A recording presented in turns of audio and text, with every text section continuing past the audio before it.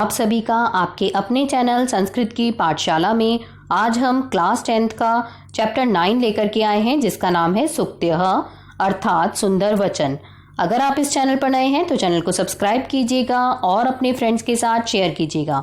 तो शुरू करते हैं। सूक्तयः पिता यच्छति पुत्राय बाल्ये विद्याधनं महत् पिता अस्य किम तपः तेपे इति उक्ति तत्कृतज्ञता। क्या अर्थ है इसका कि पिता यच्छति का अर्थ होता है देता है, पुत्राय पुत्र के लिए, बाल्य बाल्यावस्था में, विद्या रूपी महान, महत् का अर्थ होता है महान, विद्या रूपी महान धन।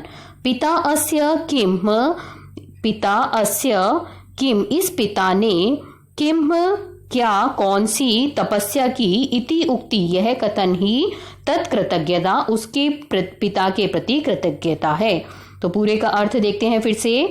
पिता पुत्राय, पिता पुत्र के लिए, बाल्ये बालक अवस्था में, विद्या रूपी महान धन यच्छति देता है।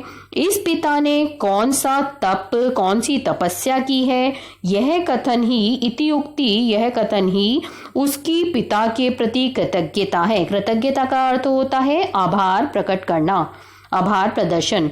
तो क्या भाव है इसका कि प्रत्येक पिता अपनी संतान की शिक्षा दीक्षा के लिए अत्यधिक प्रयास करता है। इसके लिए उसे अनेक कष्ट भी उठाने पड़ते हैं। वास्तव में अपने पुत्र की शिक्षा दीक्षा के लिए पिता मानो तपस्या करता है। पुत्र का यह कहना है कि मेरे पिता की तपस्या का ही फल है कि मैं जीवन में उन्नति कर रहा हूँ। यही एक पुत्र का अपने पिता के प्रति आभार प्रदर्शन है। नेक्स्ट श्लोक करते हैं अगला। अवरक्ता यथा चित्ते तथा वाची भवेत यदि तदेव आहु महात्मनः समत्वम इति तथ्यतः। तो क्या अर्थ हुआ इसका कि अवरक्ता, यदि तथा, यदि यथा चित्ते, अवरक्ता का अर्थ होता है सरलता।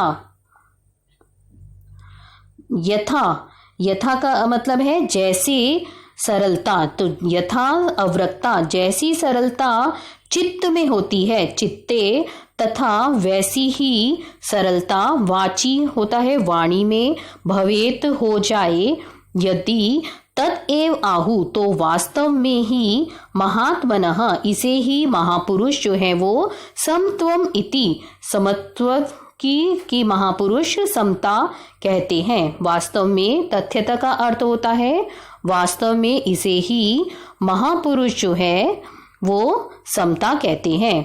तो फिर से देखते हैं एक बार। अवरक्ता यथा अवरक्ता जैसी सरलता चित्त में होती है, वैसी ही यदि वाणी में हो जाए तो वास्तव में तथ्यतः वास्तव में ही इसे महात्मा जो है वो, महान जो पुरुष है वो समता कहते हैं। क्या अर्थ हुआ इसका कि अगर मनुष्य अपने मन में मधुरता, सरलता और कोमलता का भाव रखते हुए वैसी ही वाणी बोलना शुरू कर देता है तो महापुरुषों की दृष्टि में इसे ही समता कहा जाता है। अगला। त्यक्त्वा धर्म प्रदाम वाचम परुषाम यह अभ्युद्यते परित्यज्य फलम पक्वम भुंक्ते अपक्वम विमूढ़धि। क्या अर्थ हुआ इसका कि त्यक्त्वा, यह जो धर्म प्रदान का अर्थ होता है धर्म प्रदान करने वाली, धर्म प्रदान का अर्थ है धर्म प्रदान करने वाली। तो धर्म प्रदान करने वाली कि यह जो धर्म प्रदान करने वाली वाणी को, वाचम का अर्थ होता है वाणी, तो जो धर्म प्रदान करने वाली वाणी को त्यक्त्वा, त्यक्त्वा का अर्थ होता है त्याग कर या छोड़कर। तो जो धर्म प्रदान करने वाली वाणी को छोड़कर कैसी वाणी को करता है, त्यक्त्वा त्याग कर, अभ्युदीयते, अभ्युदीयते का अर्थ होता है बोलना चाहता है, बोलना चाहता है। तो क्या हो गया इसका अर्थ, त्यक्त्वा धर्म प्रदाम, यह धर्म प्रदाम, धर्म जो धर्म को प्रदान करने वाली, वाचम वाणी को त्यक्त्वा छोड़कर या त्याग कर, त्यक्त्वा अभ्युदीयते कि कैसी वाणी बोलना चाहता है? परुषाम। परुषाम का अर्थ होता है कठोर। जो कैसी वाणी बोलना चाहता है? कठोर वाणी बोलना। तो वह अज्ञानी। फलम पक्वम, पके हुए। विमूढ़ि का अर्थ होता है अज्ञानी। तो पके हुए फल को परित्यज्य का अर्थ होता है त्याग कर। भुंक्ते, कैसा फल खाता है वह? अपक्वम, बिना पके हुए फल का उपभोग करता है। तो क्या अर्थ हुआ इसका? कि धन प्रदान करने वाली वाणी पके हुए फल के समान होती है। जिस प्रकार पका हुआ फल स्वादिष्ट लगता है, उसी प्रकार जो है धर्म के अनुकूल वाणी भी सुनने में अच्छी लगती है। इसलिए जो व्यक्ति धर्म की अनुकूल वाणी नहीं बोलता, वह अज्ञानी है और नासमझ है।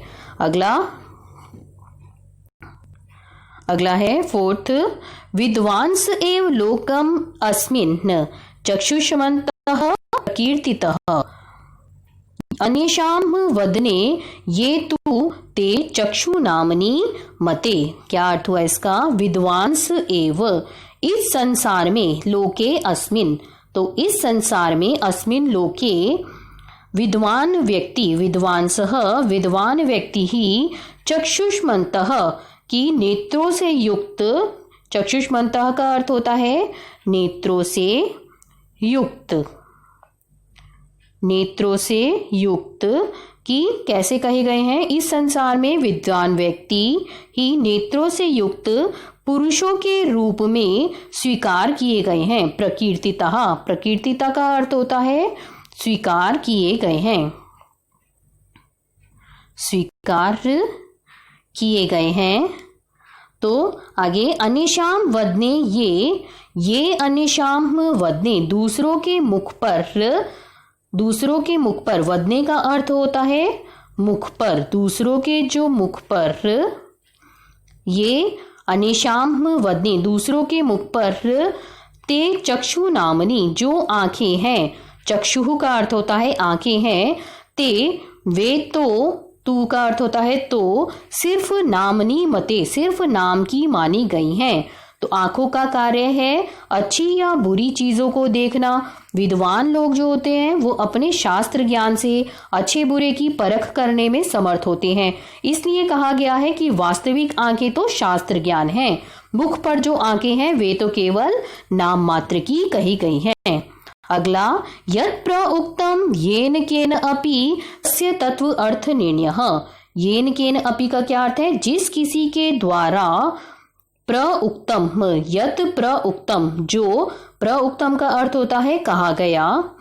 जिस किसी के द्वारा जो कहा गया, जो भी कहा गया है, उसके तत्व अर्थ, उसके वास्तविक अर्थ को, निर्णय, अर्थ का निर्णय, यत्, जिसके द्वारा, येन, जिसके द्वारा, येन, जिसके द्वारा, कर्तुम शक्यः, किया जा सकता है। शक्यः का अर्थ होता है किया जा सकता है, किया जा सकता है। तो जिस किसी के द्वारा जो भी कहा गया, उसके वास्तविक अर्थ को, वास्तविक अर्थ का निर्णय किया जा सकता है, वह विवेक है। स विवेकः इति ऋतः, ऐसा कहा गया है। इति इरितः, इरितः का अर्थ होता है कहा गया है। तो ऐसा कहा गया है। क्या अर्थ है इसका पूरे का? फिर से एक बार देखते हैं कि किसी विषय पर व्यक्ति द्वारा सोच समझकर जो कुछ कहा जाता है वही उसका वास्तविक निर्णय होता है। अच्छे बुरे या सही गलत का निर्णय करने की क्षमता को ही क्या कहा गया है? विवेक कहा गया है। अगला, वाक्पटुः धैर्यवान मंत्री सभायाम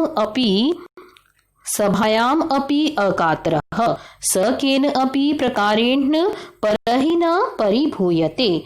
क्या अर्थ हुआ इसका? कि वाक्पटु, धैर्यवान, वाक्पटु का अर्थ होता है बोलने में निपुण, बोलने में निपुण, और धैर्यवान होता है बोलने में निपुण। वाक्पटु का अर्थ होता है बोलने में निपुण और धैर्यवान होता है धैर्य धारण करने वाला। मंत्री सभायाम, सभा में, अकात्रः निर्भीक, अकात्र का अर्थ होता है बिना डरे रहने वाला है। वह सह परहि केन अपि प्रकारेण परहि न परिभूयते। सह वह परह दूसरे या शत्रुओं के द्वारा किसी भी तरह से केन अपि किसी भी तरह से अपमानित नहीं होता है। अपमानित न परिभूयते, परिभूयते का अर्थ होता है अपमानित, वो किसी भी तरह से अपमानित या तिरस्कृत नहीं होता है।